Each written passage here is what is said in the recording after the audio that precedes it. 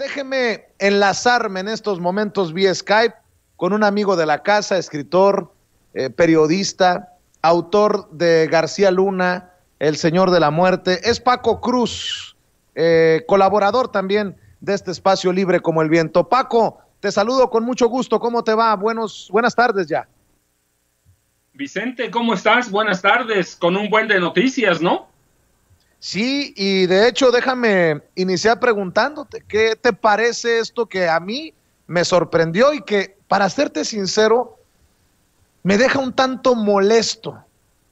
El tema de Salvador Cienfuegos, que se le desestimen los cargos, que venga a ser investigado por una Fiscalía General de la República México, que lo investiga con las pruebas que envían los gringos. Dame tu opinión, tú que has investigado tanto sobre estos temas y sobre estos personajes, dame tu opinión acerca de esto que estamos viendo. Bueno, mira, recuerda que primero, sí, me parece que Estados Unidos tenía una investigación muy sólida, pero anoche justamente platicaba con un general y por la noche nos mensajeamos un rato, pero lo que él me decía en concreto es que había en la oficialidad alta del ejército mexicano una especie de rebelión para no apoyar a Estados Unidos. Si mantenían en prisión al general Salvador Cienfuegos Cepeda, que ellos iban a dejar de colaborar totalmente. Y mira, él me pasaba unos datos que son importantes. Me decía nada más, recuerda que el ejército mexicano, ya con datos actualizados, tiene 550 generales, 900 coroneles y 1,700 tenientes coronel. Y todos, de alguna forma, están involucrados en la lucha contra el narcotráfico. Así que en esa alta oficialidad había una especie de rebelión y para dejar de apoyar a Estados Unidos. Así que Estados Unidos tuvo que recular. ¿Por qué? Porque iba a perder el apoyo de todos los oficiales del ejército mexicano que prácticamente están involucrados desde hace años en la lucha contra el narcotráfico, y eso sí no lo aguantaría Estados Unidos. Se le habrían caído muchas investigaciones, se le habrían caído cuestiones no solo de los militares, sino de los grandes capos del narcotráfico, ¿sí? Así que eso para la Casa Blanca sería catastrófico. Hay quienes advierten, yo soy un poco escéptico en eso, que es una señal de Biden hacia López Obrador, un guiño. A mí me parece que el general con el que platiqué anoche, mira, tiene mucha más razón. Me parece que hay que entender que sí, el ejército mexicano controla toda la lucha contra el narcotráfico, pero también ahora a través de la gendarmería. Así que no se podían dar ese lujo. Tenemos un ejército de 220,000 soldados terrestres más 55,000 marinos. Entonces, imagínate, sacarlos en este momento de la cooperación con Estados Unidos. Así que la Casa Blanca tuvo que doblar las manos y el Departamento de Justicia de Estados Unidos por delante. La Casa Blanca, el Departamento de Justicia, pero esa presión de la que hablas, ¿no también generó un terremoto en el gobierno del presidente Andrés Manuel López Obrador, entendiendo la cercanía del presidente con los militares? No, me parece que sí. Habíamos platicado, recuerdas una vez, esto les permitía hacer una limpia en el ejército mexicano. Me parece que esa no se va a detener, pero me parece que la negociación que hacen está muy por arriba de todo lo que vemos por abajo. Es decir, no importa cuántos miles de mensajes tenía el Departamento de Justicia de Estados Unidos del general Cienfuegos con organizaciones de los Patrón Sánchez, que encabezaba hasta 2017 Juan Francisco Patrón Sánchez. Me parece que no importan todas las pruebas si en este momento el ejército de México rompe con Estados Unidos. Sí, rompe de facto, no lo puede hacer institucionalmente. Me parece que la presión está más allá de las buenas relaciones, más allá de lo que tenga el presidente López Obrador con el ejército. recuerda que la mayoría de esos 550 generales, la mayoría de los coroneles y los teniente coronel, fueron promovidos prácticamente por el PRI y el PAN. Sí, tenemos un ejército que sirvió por años al PRI y al PAN, así que la alta oficialidad pues cerró filas. ¿Por qué? Porque muchos de ellos claramente están involucrados también en el narco, así que no importaron ahora las pruebas, sino salvar la relación con el ejército mexicano, que como se ve, pues sí tiene un punto de apoyo bastante importante. Paco, déjame preguntar, dice Andrés Manuel López Obrador, el presidente de México, dice Marcelo Ebrard, el secretario de Relaciones Exteriores, que el regreso de Salvador Cienfuegos a México no es un camino a la impunidad. ¿Tú ves que en México se vaya a hacer justicia, como parecía que iba en camino a hacer justicia la autoridad estadounidense? Vicente, mira, me parece que este es el primer verdadero gran reto del gobierno de Andrés Manuel López Obrador. Si ellos le dan carta de impunidad al general Cienfuegos, que la verdad hay pruebas y hay testimonios contundentes sobre su participación en el narco y en otros temas peligrosos. Recuerda la matanza de Tlatlaya, cuando el ejército fusiló a 22 personas ahí en el Estado de México, o la desaparición de los 43 estudiantes y el asesinato de 3 de ellos de Ayotzinapa, en Iguala, Guerrero. Sí, me parece que esta, por primera vez, es una gran prueba para el gobierno de López Obrador, no solo para de juzgar a un militar o al militar de más alto rango, un general 4 estrellas, sino para esclarecer y darle luz a ciertos temas como el de Tlatlaya, Ayotzinapa, el tráfico de armas. Me parece que verdaderamente va a ser su reto. ¿Sí? Más allá de lo que podamos pensar ahora, recuerda que el gobierno mexicano no tenía ninguna investigación. No la tenía pues porque acaban de llegar y todo lo hizo Estados Unidos. Entonces me parece que al margen de lo que pueda pasar, es la primera gran prueba que enfrenta el gobierno de López Obrador: mantener unido al ejército, hacer una limpia de alta oficialidad y darle coherencia a la lucha contra el narcotráfico. Pero esa limpia, esa labor de cohesión, ¿significa que Cienfuegos terminará en prisión o no, desde tu perspectiva? Mira, me parece que debía terminar en prisión. La cuestión es, ¿a dónde van a romper la limpia de un juicio por leyes civiles? Porque el problema el tema del general Cienfuegos escapa a la línea militar, al fuero militar. Entonces me parece que van a tener que encontrar un punto de equilibrio para que lo juzgue la justicia civil, en vez de entregárselo a la justicia militar, que prácticamente sería un teatro. ¿Por qué? Porque lo juzgarían sus pares con todos los beneficios que tienes en la prisión militar, todas las ventajas. Sí, sería darle como un pase a la impunidad. Tienen que buscar un punto de equilibrio para que el caso quede en las autoridades civiles de este país. Y ese es el reto. No sabría qué van a hacer, pero me parece que si no lo siguen bien, sí va a haber la 4T o el gobierno de la 4T va a tener un problema grande. Tiene una papa caliente en las manos.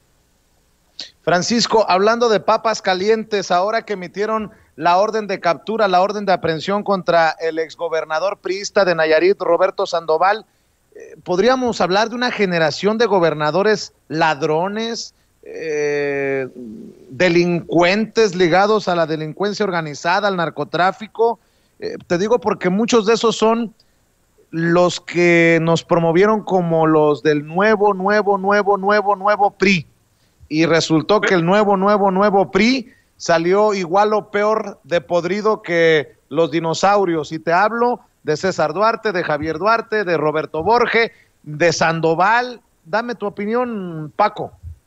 Pues mira, Vicente, justo el caso, por la importancia del general Cienfuegos, debe enmarcarse en la orden que se liberó en la semana para capturar a Roberto Sandoval Castañeda, el exgobernador de Nayarit.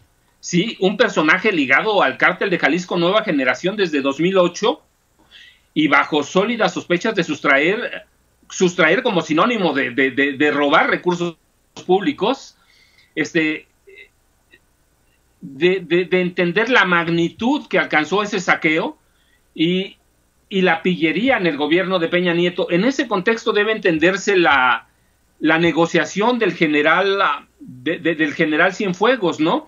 El gobernador de Peña estuvo intoxicado de impunidad. Fue un sexenio de vértigo para la corrupción, el narcotráfico, el saqueo.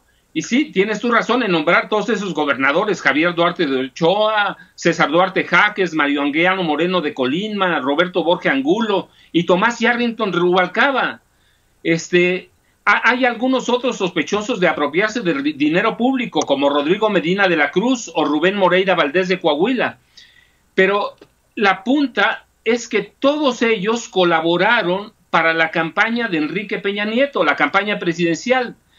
Hay, más allá de indicios sólidos que sustrajeron recursos públicos para entregárselos a Peña, por lo que ganada la presidencia, el enriquecimiento de cada uno de ellos fue descomunal. Enriquecimiento por un lado, y otros su actuar con los grupos de narcotraficantes. Y ese es el caso del general Cienfuegos, ¿sí? Así que con tantos compromisos y corruptos también, Peña y sus allegados cerraron los ojos y se taparon los oídos para desaparecer el dinero del tesoro de la nación. Y cuando no hubo más dinero, endeudaron a sus estados, ¿sí? Mira, con ellos, con los gobernadores, desafortunadamente, en la frase "se entrega el gobierno", cada 6 años se develaba una actitud costumbrista que históricamente ha tenido un PRI propenso a la barbarie, al saqueo, a los comportamientos ilegales, a los excesos criminales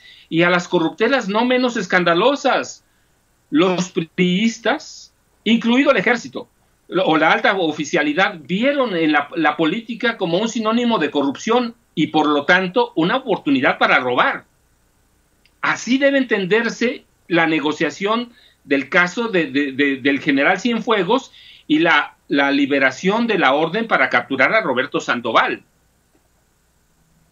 ¿Se compromete lo de Roberto Sandoval con el tema de Cienfuegos, de alguna manera? No, me parece que eso lo consolida más bien. Me parece que es una línea para mandarle una señal al gobierno de Estados Unidos. No nos vamos a hacer de la vista gorda. Mira, aquí tenemos al exgobernador Sandoval, que estaba muy metido con el caso de su exfiscal, Edgar Beitia. Me parece que esto lo consolida, esto lo puede encauzar para capturarlo, primero, porque nadie sabe dónde está. Y segundo, para decirles, sí, vamos a enjuiciar al general Cienfuegos. Es como un juego de equilibrios, ¿sí? No sé exactamente lo que van a hacer, pero porque aquí a lo que te enfrentas también es a un poder judicial que, yo insisto, es un poder corrupto, es otro poder que en su mayoría mantiene a los mismos jueces federales, a los mismos personajes en el poder judicial, y eso me parece, yo tengo mis dudas, pero me parece que el caso del exgobernador Roberto Sandoval, no, esto lo consolida y eso va a servir como una muestra para las autoridades de Estados Unidos. Paco, déjame nuevamente regresar a esto. Lo de Cienfuegos, dices que se convierte en una papa caliente, en un gran reto para la 4T, entendiendo también que la Fiscalía General de la República es una institución independiente y también es un gran reto para Alejandro Gertz Manero, quien ha sido criticado hasta por el presidente de ir lentos en ciertos procesos como el de Lozoya. ¿Es una buena o una mala noticia el que se hayan desestimado los cargos en Estados Unidos contra el general Cienfuegos y su regreso, todo parece indicar, en libertad a México? No, mira, me parece que es más allá de buena o mala, me parece que es una noticia importante. Es una noticia que le va a quemar las manos a Gertz Manero, sobre quien pesan muchas dudas. Me parece que hay todos los elementos. Estados Unidos dijo que va a entregar todas las investigaciones que tiene sobre él, Bueno, me parece que además de las investigaciones debe entregar elementos para probar que el general Cienfuegos estaba involucrado en el narcotráfico a través de Francisco Patrón Sánchez, de los hermanos Beltrán Leiva. Me parece que es una papa caliente, pero ya el Poder Judicial tendrá que hacerlo, o buena o mala noticia. Si no lo juzga, va a ser una mala noticia. Si no encuentra elementos para juzgarlo, va a ser no una mala noticia, un precedente que se va a sentir en las elecciones de 2021.